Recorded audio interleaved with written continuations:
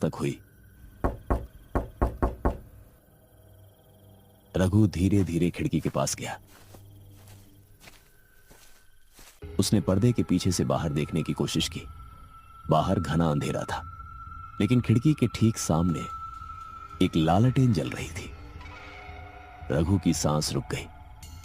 लालटेन हवा में नहीं थी, उसे कोई पकड़े हुए था, लेकिन उस आदमी का शरीर दिखाई नहीं दे रहा था, सिर्फ लालटेन। रघु पीछे हट गया। तभी खिड़की के शीशे पर खून से कुछ लिखा हुआ दिखाई देने लगा। आओ। सीता देख के अचानक चीख पड़ी। मंगल ने तुरंत घर की सारी लाइटें बंद कर दी। अब पूरा घर अंधेरे में डूब गया। बाहर समुद्र गरज रहा था और खिड़की के बाहर वह लालटेन अब भी जल रही थी। उस रात तीनों ने पूरी रात जाग कर बिताई।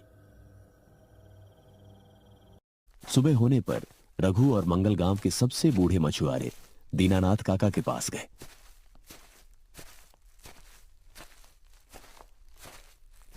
दीनानाथ काका ने उनकी पूरी बात सुनी। जब रघु ने हरिनाथ का नाम लिया तो बूढ़े के हाथ कांपने लगे।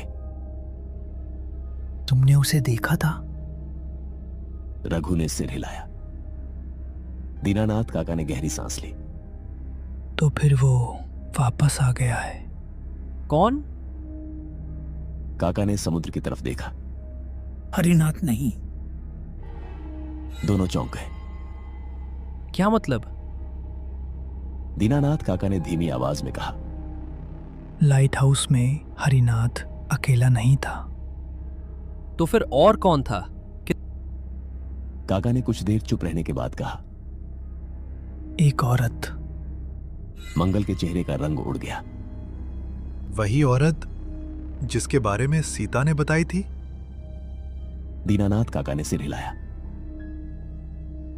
बहुत साल पहले समुद्र में एक नाव डूब गई थी। उस नाव में एक औरत और उसका छोटा बच्चा था। गांव वालों ने कहा कि दोनों समुद्र में डूब गए, लेकिन कुछ दिनों बाद उस औरत को लाइट हाउस के पास देखा गया। वो हर रात लाइट हाउस की सीढ़ियों के नीचे बैठकर किसी का इंतजार करती थी। किसका इंतजार?